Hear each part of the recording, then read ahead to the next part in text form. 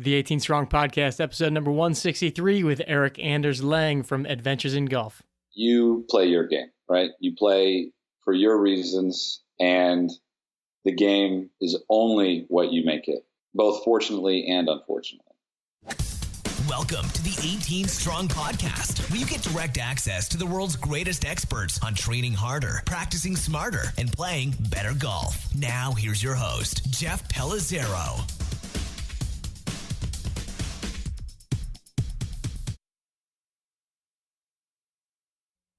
Hey, what's up, guys? Welcome to the 18 Strong Podcast. This is Jeff Pellizzero, your host. And if this is your first time joining us here on the 18 Strong Podcast, first, let me welcome you to the show. This is a place where we like to bring in some of the most interesting and educational guests in the world of golf, whether they be a performance coach, a fitness instructor, a mental game coach, a swing coach, whatever that might be, somebody to come on and help you figure out a way that you can get stronger on and off the course. And this week, we've got a very special guest. We have Erik Anders Lang, who is a videographer. He's the director of several documentaries, but you will probably recognize him from the golf world. You've probably seen him on the Golf Channel in the Vice Golf Ball commercials, maybe in the SKRATCHTV Adventures in Golf, and also in promos for his upcoming documentary, Be the Ball, the movie. And we brought Erik on to kind of share some of his experiences. He's been traveling all over the world, going to crazy and random places, looking at different golf courses and having different experiences in the world of golf, which makes up his show, Adventures in Golf. And so I wanted to talk to Erik just about, first of all, the experiences that he's had, what he's learned, and then we dive into a bunch of other topics related to golf, not related to golf, and just revolving kind of around his history and how he got into the whole filmmaking industry and how that eventually turned into a love and a passion for the game of golf. So he's done documentaries for people like companies like Louis Vuitton, Pharrell, MTV, Honda, all kinds of different industries, all kinds of different businesses, and has really steered into the niche of golf. And so we talk about a lot of that on the show here.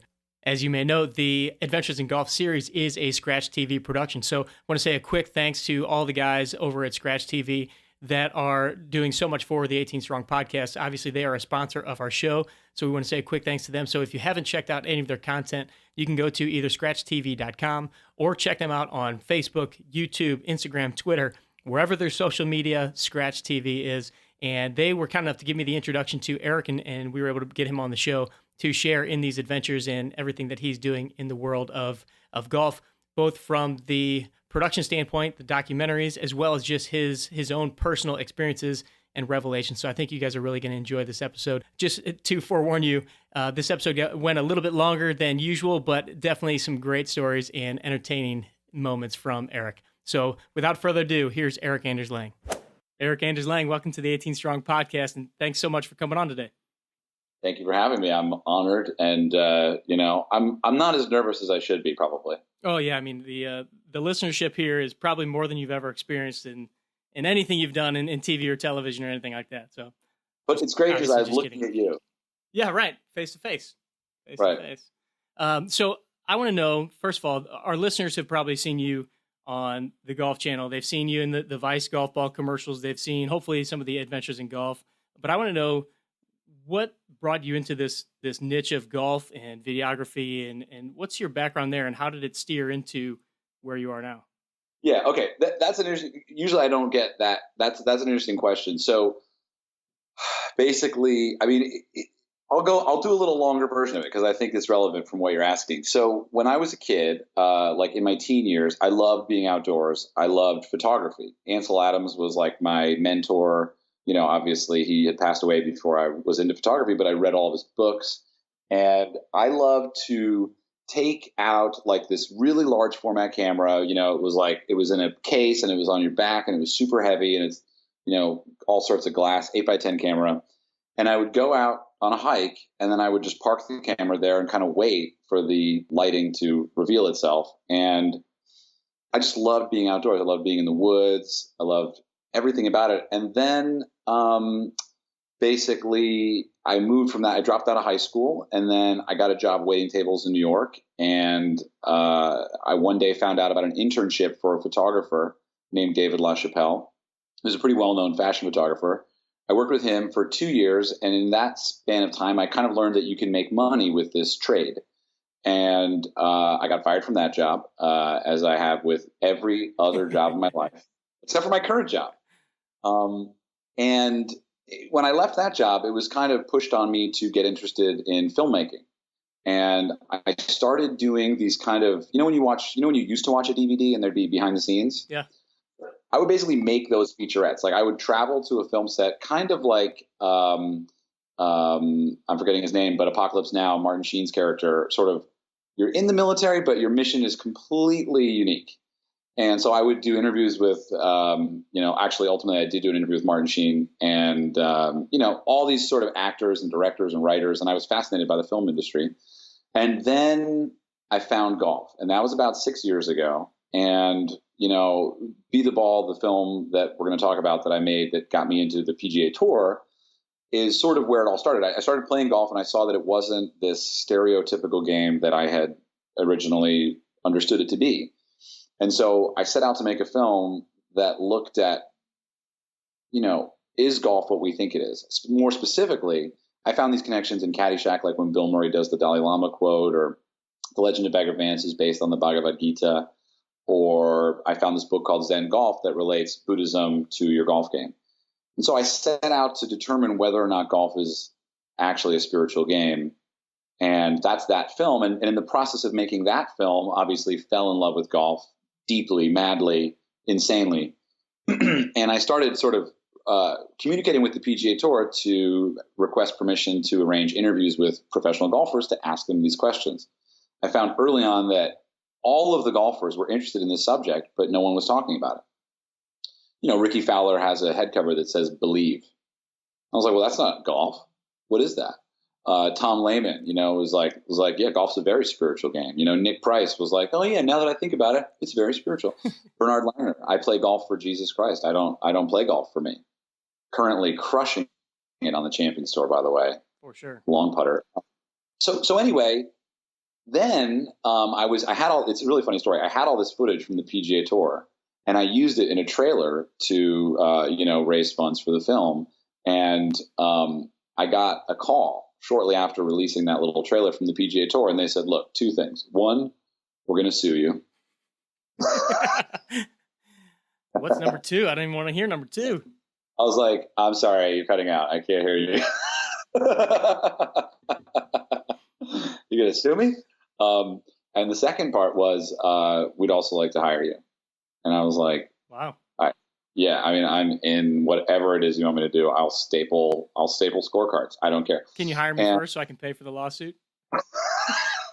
Wait, do they cancel each other out? Do you want me to work for free? That sounds like indentured servitude. So no, they were launching SKRATCHTV, which has now become quite a space in the new golf realm that I'm so excited to be a part of. And they were like, look, we're doing this thing, SKRATCHTV. We want you to be involved. We want you to be a host. And I was like, I'm not a host. Now, I had kind of hosted this trailer for the film to raise money, and I did it in a comedic way. I was like talking to a rake, and I was sort of, taking advantage of an outdoor restroom, and, sort of wearing a T-shirt and all these things. And I was a little nervous about it, but the PGA Tour saw in that the future of golf. And I don't like to speak about it lightly, because this is one of the most important moments of my life right here. It literally was two roads and I couldn't even see it. And I was guided down this one road by some force. But it's totally unbelievable what ended up happening after that. I went into a meeting with some executives and I said, well, just sort of shooting off from the cuff, I said, I would do a show where we go around the world and play golf with weirdos. Yeah. And they were like, we love it. Go do it. And I was like, you're kidding me. And, and it just extended and extended. And we've now almost gone around the world twice. And the PGA Tour invited me to speak at their employee summit, which was one of the highlights of my life up till now. And yeah, so that's kind of how it started, from photography, from being outside in nature and just loving, the planet we live on. And to find that golf, which was the opposite of what I thought it was another way to do that and add a puzzle element to it and a friendship element to it. It would make complete sense to everyone but me that I would find golf. That's, it's funny because I kind of fell into the golf niche not in a similar way, but like I didn't pick up golf until really I started working with golfers. And same thing, I was just captivated by it. And, you fall in love with the game and you just want to learn more. You want to play better. You want to help people become better. I'm curious before we kind of jump into adventures in golf, and I want to talk a little bit more about the movie as well. But how was it going from being the guy behind the scenes of the camera? You start to put together these pieces for the movie, but like you said, more as a promotion of it. And then now all of a sudden you're kind of the guy in front of the camera. You're the guy, cracking the jokes. You're the guy wearing the t-shirts. You're the guy traveling around the world, interviewing all these people on camera. How has that transition been? So to speak about how golf came into my life is really to explain like a huge unforeseen, coincidental life change that is really only, met with this other experience, which is going from one side of the camera to the other. I didn't want to do it. I saw myself as a purist behind the camera. I was a documentary filmmaker, and I love photography. So it made sense. I liked looking through the lens. I didn't really want to be on camera. Now, that said, if you were to go back to my history in elementary school and stuff, like I was the class clown by a long shot. I mean, I was almost expelled from third grade for my antics, I wrote an underground newspaper where we made fun of all the teachers, just railed on them, and, I was always interested in comedy and, and it's funny actually, there's just all these stories about how I was just interested in not being the center of attention, but just creating a sense of community around comedy and humor. But I never saw myself as a comedian or anything like that. So the process was surprisingly natural, actually. There were things that I learned pretty quickly. I'm kind of blanking on what those things are. Maybe I'll learn them eventually. But, it was definitely here's what the real thing is. Being on camera, I'm better at it than I am behind the camera. And that was hard for me to swallow because I didn't want to be on camera. So it'd kind of be like someone saying, here, try this tomato. And I'm like, I hate tomatoes. And then it turns out to be my favorite vegetable or whatever, I'm a great director. You know what I mean? I'm fine. I love producing. I love packaging things and working with people and creating a team. But being on camera, I think I'm actually better at it than the other stuff. And, that was a weird experience. One of the big moments too is I made friends with Jeff Probst, who's the host of Survivor. Yeah.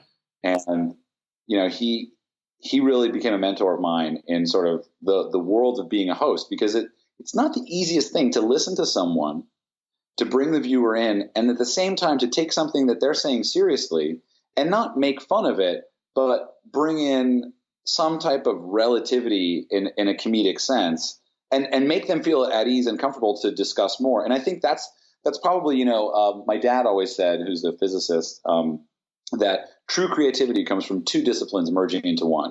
So if you had a Wall Street, investment banker who then becomes a chef, they would probably have a unique view on how to solve that task. And so I see it as being a documentary filmmaker and learning how to get things out of people, and then being on camera and being able to be myself as well. It does fit really. And the process has been exhilarating, and it's coming now into, I guess, the second year of that experience. And I look forward to it tremendously. I love it. Well, I have to say that when I was kind of prepping for the interview today, basically it was the most fun I had prepping for an interview, because I just got to go watch all of your short films and, all the adventures in golf and the Be the Ball stuff. And what I really notice is when you're in these different countries, and I'd like to get into some of your adventures here pretty soon, but when you're in these different countries, you're talking with somebody who doesn't speak the same language. You've got a translator there, and there's so many times where you just see you and the person you're talking to just laughing, like belly laughing hysterically, like we're both on the same page. I don't know what you said, you don't know what I said, but we're just having a good time. And I can imagine you've only had so many of these different incidences. What are some of the different, give us like one or two stories that just immediately pop out of your head from one of your travels here? Wow, that didn't make it to the cutting room, the final edit. I mean, I will say that, in the episode where we went to the Himalayan Golf Club, which is a recent release from season 2, speaking with the major who designed the course, it's not really the funniest story. And it kind of tethers also with the warden in the Louisiana State Penitentiary. Speaking with both of those men who have basically a profound impact on the local world of golf in their community, they both had a bizarre sense of presence that just went beyond an accent or a language barrier. And I can't really I can't explain it. I don't think. Maybe it's a bad example. I will say though, we were having a really tough time getting approved to shoot at the Louisiana State Penitentiary. It's quite a complicated process to bring a bunch of cameras and gear into a facility with 6,000 people who are, basically convicted of first and second degree murder, as you would imagine. Yeah, it should be kind of hard. Right. And it was really funny because my producer kept calling, and he kept getting a no. So I was like, fine, get him on the phone, and we got the media guy on the phone. And I was like, give me the phone. And I was like, I gotta try to do it. I was like, hello, this is Erik, and I'm a filmmaker, and I just love the state of Louisiana, and I would really love to come down there and tell your story. And he was like, well, that sounds like a great idea. so literally that was the corner piece there of getting into that, and that's actually, I think, one of the interesting parts of the job that you can't really see. It's that, how do you get people to even allow you to enter into the world, especially in season 1 when we had no resume. Right. And you're in some countries where even if you had a resume, they don't care because they are operating under a different rule of law, and that was the Northern Indian episode where we went to play on the military golf course. That was wild. I mean, we had lost all of our gear, and we had to sort of convince these 3 guys that basically guarded the golf course with guns, wearing, old Adidas tracksuits and golf hats. And there was very little language back and forth. And I mean, my favorite situations are typically the ones where you're like, this could go very bad. Yeah. Yes. Watching that one, I was almost a little uncomfortable watching that. Like, how many times you were told, no, you can't get on this course. And then you're like, well, let's go find a soldier, see if he can get us on here. And they're like, yeah, I'm a soldier, but no, they're not going to let you on there at all. And still, you guys were persistent. And I was wondering how, who kind of coordinates all these things? Is this stuff set up ahead of time where, you've got clearance? I know obviously in that episode, you didn't have clearance to get on that course, but kind of who coordinates all of that stuff? How big is the crew that's heading with you when you're going on these different adventures? Well, we can operate in different packages. That was one of the early episodes we shot, and so that was basically me and Larkin, who's a wonderful director of photography, and we had an intern at the time named Matt. This may have scarred Matt in a way that I don't know. I haven't seen him in years, and he's still in India. He may not have made it back to the States yet. But yeah, basically, in the beginning, it was me doing everything. I called everyone, I planned everyone, I booked all the flights, we organized it. It was on me to make sure everything was happening. And that was like exhausting, doesn't quite describe the experience of sort of doing all that. And we would basically do them in packages of 3 or 4 episodes at a time. And, so we get a little break and then focus on other stuff. And then as season 2 ramped up, we would travel with a crew of 8. And what's interesting about that is the episodes are different if you kind of try to compare them a little bit. And we had a producer who was, reaching out and doing all the advanced work and all the legwork and logistics. And now we're traveling with 2 vans. And I mean, it changed it in a way that was good. But for season 3, I'm excited to go back to a pared down, more run and gun approach. Technology's gotten to the point where you can film on so many different devices, and with a little bit of sweat, you can, I think, make a slightly better product with fewer people for this show. It's called Adventures in Golf. It's not called The Lifestyles of the Rich and Famous, And I think that in some ways that translates into the episode. Some of the episodes from season 2, Nepal, the 2 episodes in Nepal and the one in Thailand that's coming out, we shot those with a crew of 3. And then we have a local fixer who's usually a translator, and then like a local PA that's dealing with, making sure we eat or making sure the car doesn't get towed, and et cetera. Yeah, it seemed like some of the episodes, it's kind of a run and gun. Like it almost seemed like the one where you were in Scotland and you guys found that real remote course. It was kind of like you just found out about it and you're like, well, yeah, let's do it. We're nimble enough to get down there and try to get there on time. What determines, or how do you come up with the ideas of where you want to go, where you even want to check out, or how do you kind of like bring that into a story and figure out, okay, yeah, this is a place that we definitely want to shoot for? Yeah. Basically, I mean, some of it is planned. We do a lot of internet research. I have these Google alerts, and I'm always looking for stuff. And now we have, fans of the show reaching out and sort of saying, oh, you should go here, you should go there. The Askernish episode that you're referring to is a great example of me getting into trouble on the road from my superiors. Basically, it's Sunday night in Scotland, and, it's very late. And, we find out about the episode, and I said, well, geez, tomorrow's Monday. I was just going to go play golf. I was actually going to play golf at Muirfield, and I had the inn, and I passed it up. We literally packed up our bags, slept for 3 hours, went straight to the airport, and strangely, the flight was only an hour long to Askernish from Glasgow, but it was strangely very expensive. And I just sat there and I was like, I'm not going to go. All right. I'm going to go, and I'm not going to ask if I can go because I'm not going to accept a no. So I didn't email anybody from SKRATCHTV or PGA Tour, thus basically authorizing my own budget overage. And I just said, you know what? If there's an issue, I'll pay for it because this is something I want to see. Yeah. And that, I think, really is the show, and that's why it's like, ideas come in and we look through all of them. And I had another big moment in my life was, Chris Berman, right? Mm-hmm. So he's a big golfer, and I got the chance to meet him at TPC Scottsdale. And I said to him off camera, I said, look, I've been thrown into this strange world. This is very early on. And I said, apparently I'm a host now, and I really admire you. Can you give me any advice? And he couldn't have been more clear about what he was about to say. He said, if it's interesting to you, it'll be interesting to other people. So just follow that. And that's literally all I've done. And there have been some episodes that have sort of been in the works, and we got down the line, and then I was like, you know what, this doesn't feel right. Making a good episode is it's a bit of a weird mixture that doesn't quite have science to it. Sometimes it's about a person, sometimes it's about a place, and sometimes it's a misadventure. And you don't quite know until it's cut. A lot of times we'll shoot an episode and I'm like, I don't know if that's going to work. And, our team just puts together a great episode, like the hole-in-one episode I was actually pretty concerned about because it was totally different. People are now, after being out for a week, people are saying, redux, do a redo, try again, Mm-hmm. Yep.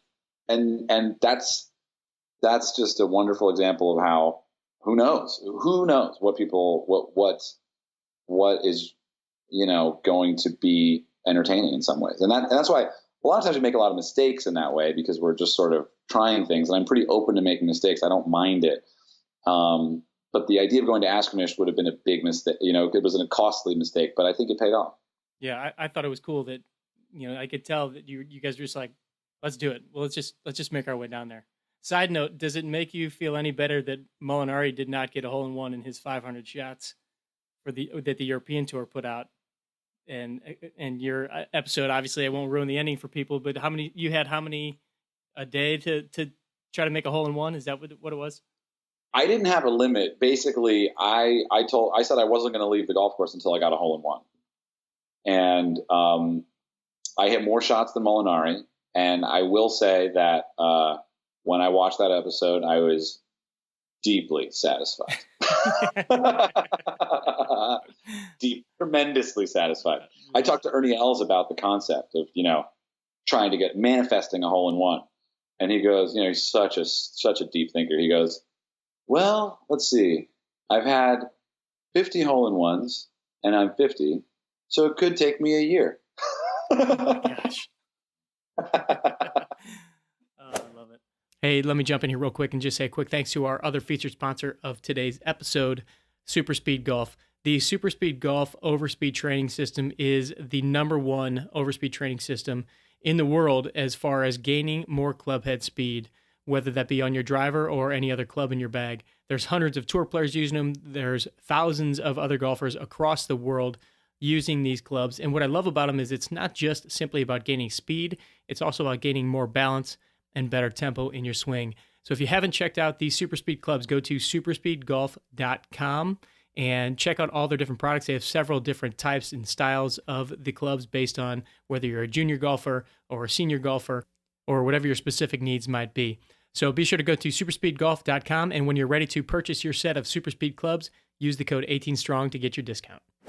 All right, speaking of getting deep, Ernie Els being kind of a deep thinker, let's go back to the Be the Ball movie, because I want to hear a little bit more about some of the conversations that you've had, because you not only talked with tour players, but you're talking with the likes of Deepak Chopra, and so you really kind of dug in on the mental side of this. So again, what was the inspiration for you to tackle this specific kind of mindset piece? And I kind of feel like we're seeing a lot more of this lately with some of these meditation apps that are out. We've had some people talking on the podcast, just different mental game specialists, sports psychologists. So what made you want to dig into that piece?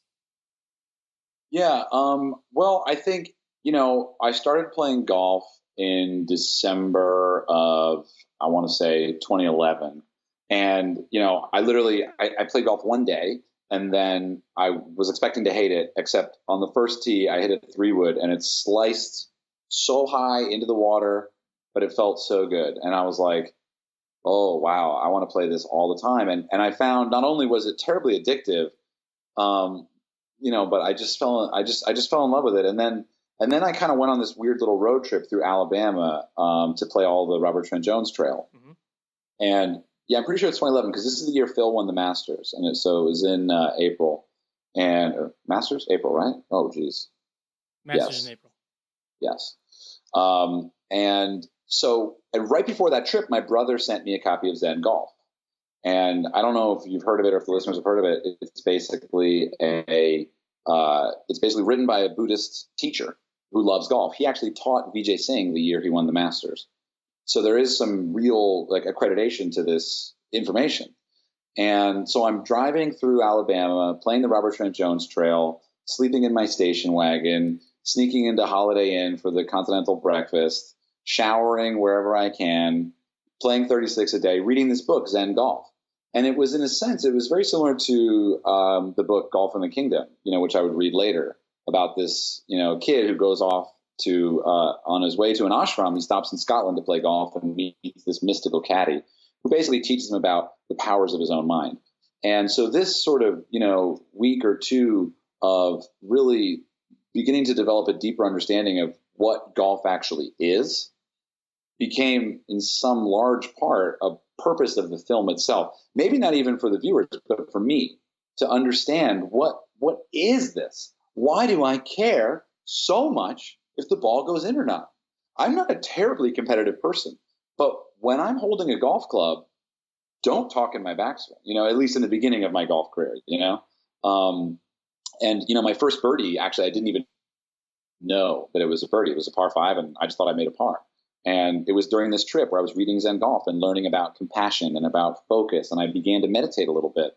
And that was literally the incubator, this sort of vision quest, sort of solo journey into a land of, well, first of all, great golf deals. I mean, go do the Robert Trent Jones Trail. I'm hoping we do that for season 3. My pitch for season 3 is we go, we get a little, RV and play the Robert Trent Jones Trail and see how much it actually costs when we do it all. I think, have you played it? No, I haven't. I haven't, but it's a trip that I've been wanting to make. Okay. So it's you and me. I'm in. So that was sort of the beginning of it. And then as a filmmaker, as a documentary filmmaker, I thought, geez, where is this story? So I searched around and I found books, I read all the books, but no one had made a movie, and no one had really even written a book that tied these things together, except for, I'm going to forget his name, but the book is called Bagger Vance and How I Learned to Stop thinking and love my golf swing. Chivas Irons Bagger Vance and How I Learned to Love My Golf Swing.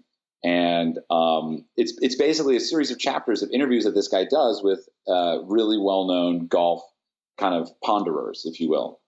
And that really spoke to me. So I was like, I want to kind of make this film. And the process of the film was also multi-tiered. You know, at first it started out with, well, let's just interview as many people as possible.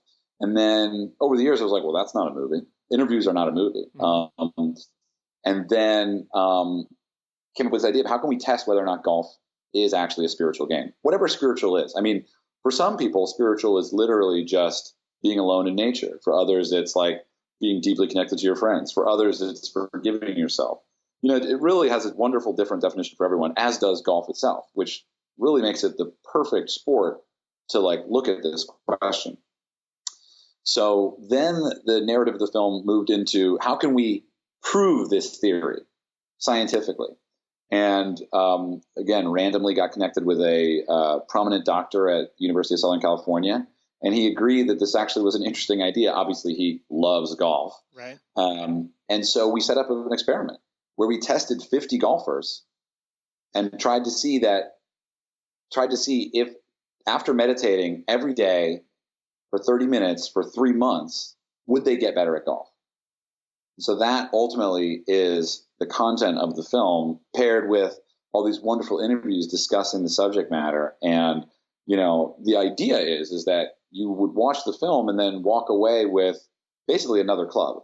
You basically go to the golf course and you say, I've got a new outfit, right? I've got a new game. I've got a new way of looking at how to do this. And it's sort of designed around offering not tips so much as more as, you know, just examples of how, you know, well, for example, our main character in the film is a kid named Brandon Hagee, and he was on the web.com tour, more or less not succeeding in the way he wanted to. You know, Q School was always a mess, whatever it was. And, you know, we basically worked with him, and, you know, I don't want to give the film away, but I mean, it's a great story.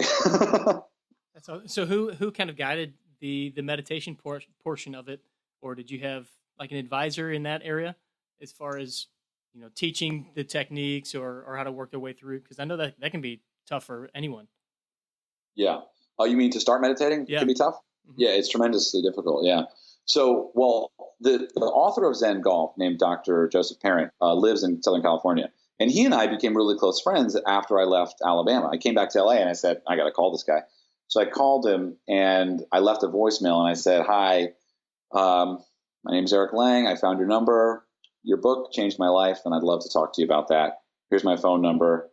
Again, Erik Lang. Here's my phone number a second time. And he called me back, and he said, I want to thank you for leaving your phone number twice. Because then I didn't have to rewind the voicemail to write down your phone number. It was this, like, really funny note that, like, it just – so he and I became, like, buds. And we would go on meditation retreats for days up in Central California, and then we would go play golf at Morro Bay. So we would basically, like, I don't want to give the wrong impression, but we would basically get stoned on meditation. We would meditate for 5 hours. No way. And then literally, and we would get up at 4 a.m, meditate for 5 hours straight. And then we would get in the car, and basically you're just like, when you meditate for 5 hours, a leaf is magic.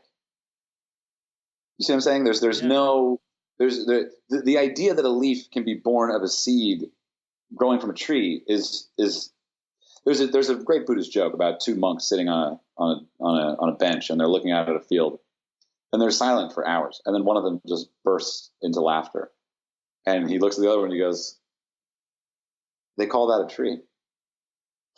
The idea that the tree is defined by 4 letters is absurd after that much meditation. And so Doc and I would go meditate and we'd go play golf. And it was just like, it was magical time of my life. You know, I was learning so much about golf and myself and my mind. And that became a big part of sort of what would turn into the film. And so Dr. Parent was very involved in the creation of the meditations. He actually does one for our experimentees. Deepak Chopra was involved. He gave some insight into how to do that. Jason Day's mental coach, who gave a more technical approach to meditation. And basically, I I kind of shouldered the responsibility as the author of this film to create the meditations. And I kind of thought, well, I don't have any accreditation and I don't know what I'm doing, but I'm just going to try anyway. So I got a microphone and I started recording meditations for golfers. And they're online. You can check them out, beattheballmovie.com. Cool. And those basically became, what people would listen to every day. And they were structured around, without giving too much of the film away, because the findings we had even throughout the process of the film, not even the end result, but in the way meditation is absorbed and what is the most important way to meditate for golf.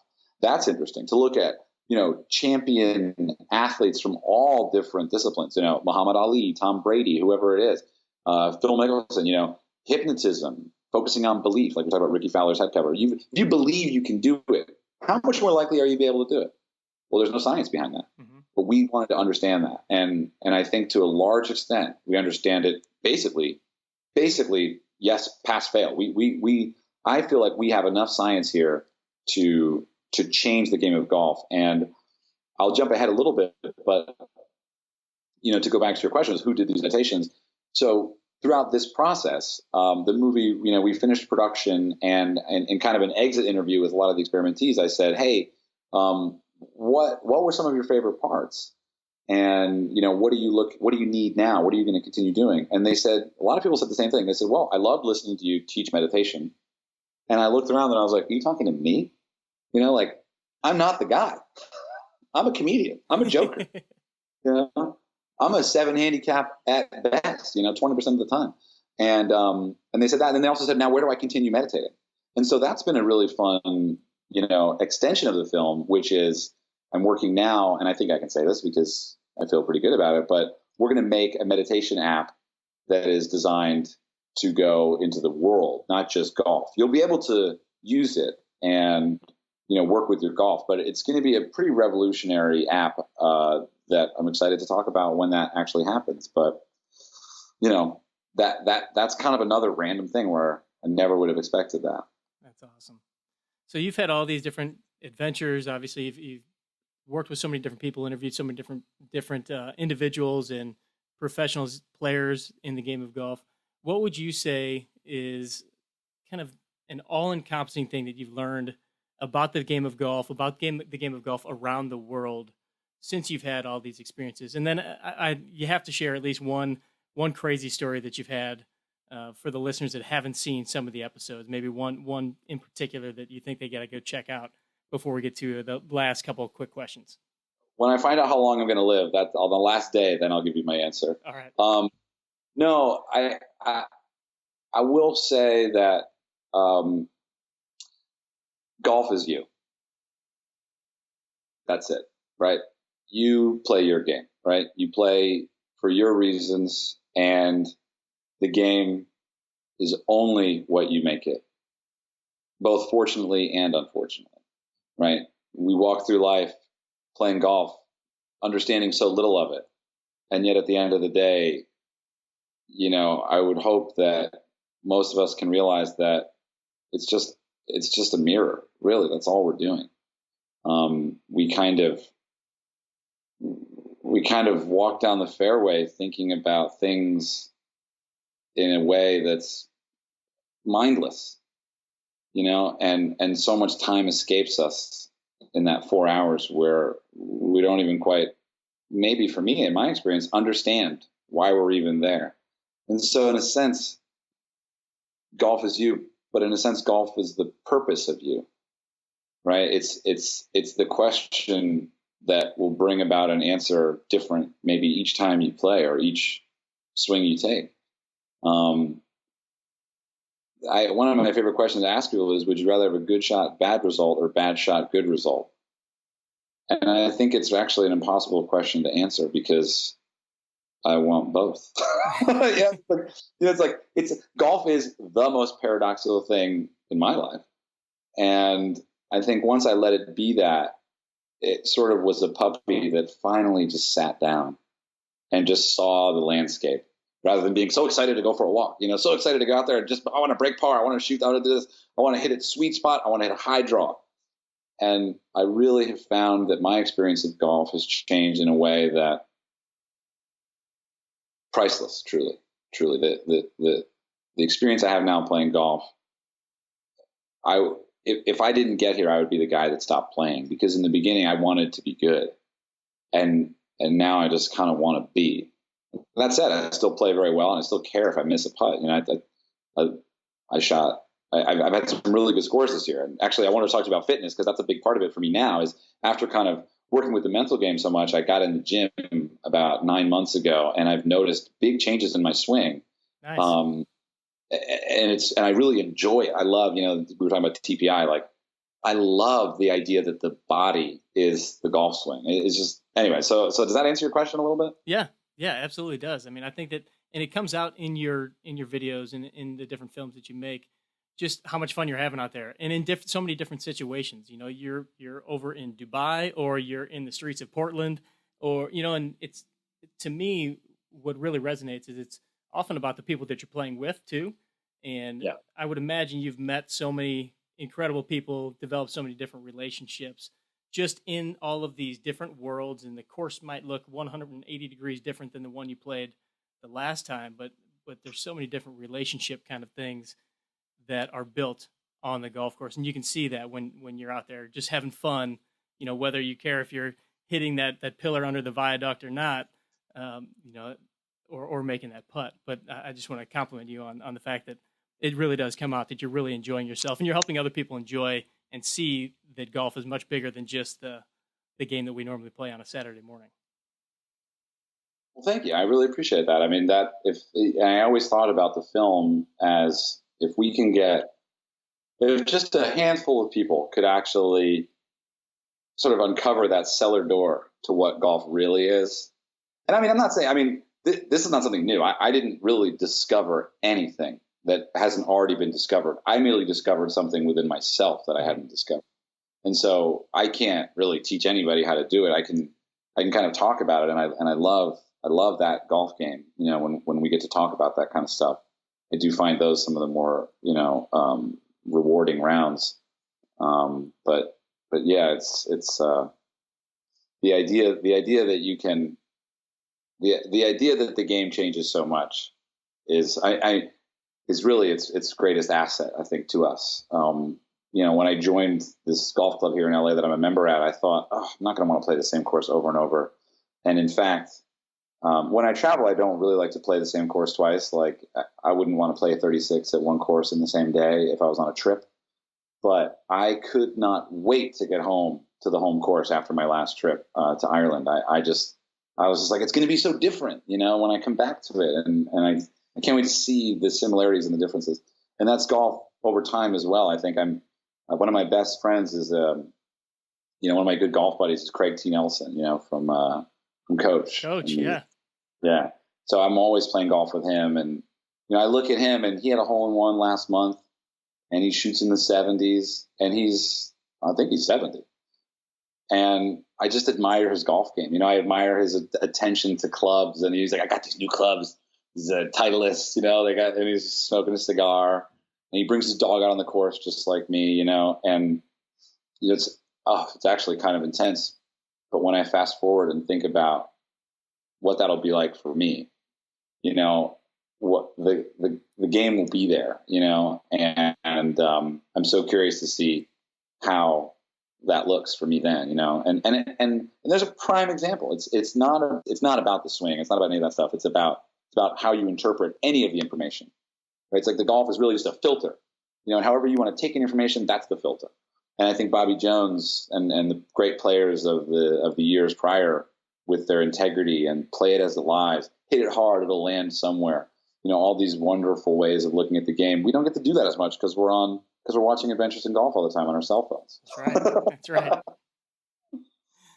All right, a couple quick questions before I let you go here. I know we're kind of going over on time a little bit, and I think I might know the answer to this one out of the gates. But Caddyshack or Happy Gilmore? Oh, it's Caddyshack for me. Yeah, I mean, I love Happy Gilmore, and Adam Sandler wrote Happy Gilmore. I didn't know that, and it's based on his experience as a hockey player.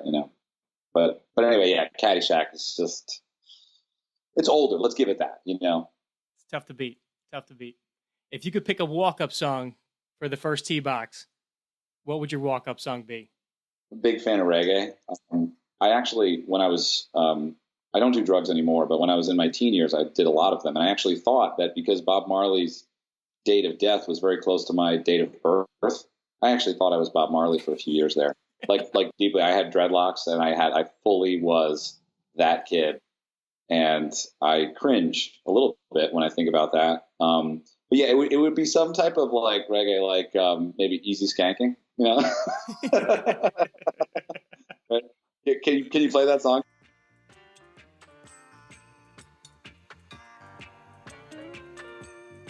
It would be something reggae. It would be something, something cool like that. Maybe new reggae. Maybe Iration. I like Iration a lot. They play golf. All right, last one here. If you had the chance to walk 18 holes of golf with anyone in the world, past, present, or maybe in future, who would it be? Why that person? And where would you play? It would be Ram Dass. Ram Dass wrote this book. Now he was very popular in the 70s. He wrote a book called Be Here Now. He's now paralyzed and he lives in Hawaii, but he is this wild cat. All right, man. Where can the 18 Strong audience go to find you, everything that you're up to these days? I know, obviously, Scratch TV, but where do you want us to direct them? And obviously, we'll link all this stuff up in the show notes as well. Cool. Yeah. Well, I think the best way, I basically do most of my social media from my Instagram account at Erik Anders Lang. That's with a K, ErikAndersLang. And there's also Be the Ball Instagram too. I post more from the one. I don't know why. It just feels more personal. But all the news about the films that are coming out in the episodes is on there. So yeah, check it out. Message me if you have any ideas or good songs that my dog would like on the golf course. Love it. Awesome. Erik, I can't thank you enough for taking the time to come on the show. I know you're a very busy man, traveling all over the world. But I just want to say what you guys are doing, I think, is great because it's bringing in so much more the fun side of golf, as well as letting people experience what it looks like all over the world. So keep up the great work. I hope to stay in touch, and we'll definitely continue to watch and promote Scratch TV here on the 18 Strong podcast for sure. Hey, thanks for joining us this week on the 18 Strong podcast with Erik Anders Lang. If you want any more information on Erik, you can go to the show notes page at 18strong.com and just look up episode number 163 or search for Erik, E-R-I-K, and it will pop right up. We will have links to the Adventures in Golf series, the Be the Ball movie information, and some of the other stuff that we talked about in this episode. Also, I think it would be absolutely appropriate for you to send Erik a tweet or a message on Instagram or something revolving around this show, letting him know that you enjoyed the episode, but more specifically to remind him of that invitation that he extended for me to join him on that trip to the Robert Trent Jones Trail. I think that would be an incredible time, and I'm going to do my best to actually make that happen. So, all right, I want to thank you guys once again for joining us on the 18 Strong podcast. Oh, as always, go check out Scratch TV, the Adventures in Golf series, as well as all the other productions that they have going on. And of course, I want to say thanks to the Super Speed Golf Clubs that are helping everybody that touches those things gain more speed on their driver and every other club in their bag. So thanks to those guys for helping out with the show. All right, we'll catch up with you next week. Again, if you are not in our private Facebook group, the 18 Strong Movement, come on over and join us over there to continue the conversation or start the conversation. We've got several of the previous guests in that group, as well as tons of listeners where you can just kind of fire away questions and somebody in the community usually has the answer for you. So join us over there on Facebook. All right, I want to thank you guys again. We'll catch up with you next week with another great guest. Train hard, practice smart, and play better golf.